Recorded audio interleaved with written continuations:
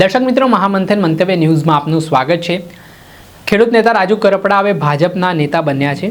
સુરેન્દ્રનગરમાં આગામી સમયમાં એક મોટો ફાયદો ભારતીય જનતા પાર્ટીને મળી શકે છે, કેમ કે જે એન્ટી ઇન્કમ્બન્સી બની હતી, ખેડૂતોની નારાજગી જોવા મળી રહી હતી ને થોડાક સમય પહેલાં આમ આદમી પાર્ટીમાંથી રાજુ કરપડાએ રાજીનામું આપ્યું। ત્યારબાદ તેમણે ખેડૂતો માટે લડત ચલાવી। બિન રાજકીય રીતે સંકલ્પ યાત્રા છે તે વિસાવદરમાં કાઢવામાં આવી। ગોપાલ ઇટાલિયાના ગઢમાં હુંકાર ભરવામાં આવ્યો। ત્યારબાદ તેમણે આજે સૌ કોઈને ચોંકાવ્યા છે।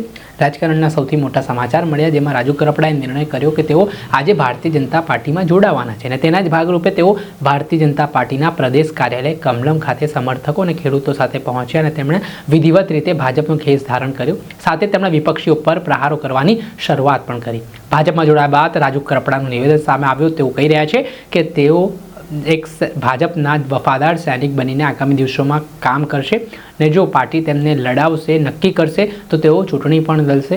વિસાવદરમાં જો ગોપાલ ઇટાલિયા સામે તેમને લડાવશે તો તેઓ ચૂંટણી લડશે, ઊભા રહેશે, તે પ્રકારનું નિવેદન આપ્યું। ત્યાર પછી તેઓ ગૃહમંત્રી હર્ષ સંઘવીને મળવા પહોંચ્યા। પ્રકારના દ્રશ્ય સામે આવ્યા છે, જેમાં આપ દ્રશ્યમાં જોઈ શકો છો કે ગાંધીનગરમાં તેમણે ગૃહમંત્રી સાથે મિટિંગ કરી। તેમની સાથે તેમના સમર્થકો હતા, જે કેટલાક આગેવાનો હતા, ખેડૂત નેતાઓ હતા, તેમની મુલાકાત ગૃહમંત્રીને કરાવી। ત્યારે હવે આ મુદ્દે હવે ભારતીય જનતા પાર્ટી સ્પષ્ટ થઈ ચૂકી છે। સૌરાષ્ટ્રમાં જે મોટો ફટકો કહેવામાં આવી રહ્યો હતો કે ભાજપને લાગી શકે છે, રાજુ કરપડા છે તે કોંગ્રેસમાં જોડાઈ શકે છે તેવી ચર્ચાઓ પણ વેગવાન બની હતી, પરંતુ અંતે આ તમામ અટકળો છે, તમામ જે અનુમાનો લગાવવામાં આવી રહ્યા હતા, તેનો આજે વિધિવત રીતે અંત આવ્યો છે ને હવે રાજુ કરપડા ભાજપના બન્યા છે।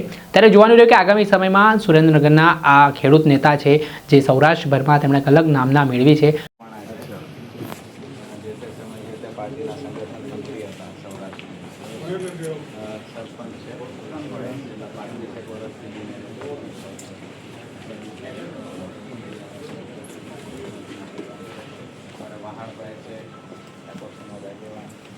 ભરતભાઈ કરપડા છે,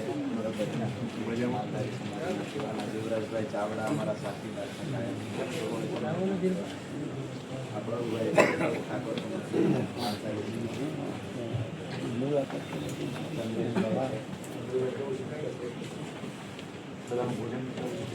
પરંતુ ભાજપમાં જોડાયા બાદ તે આવી આક્રમકતાથી લડશે કે કેમ તે આવનારો સમય બતાવશે।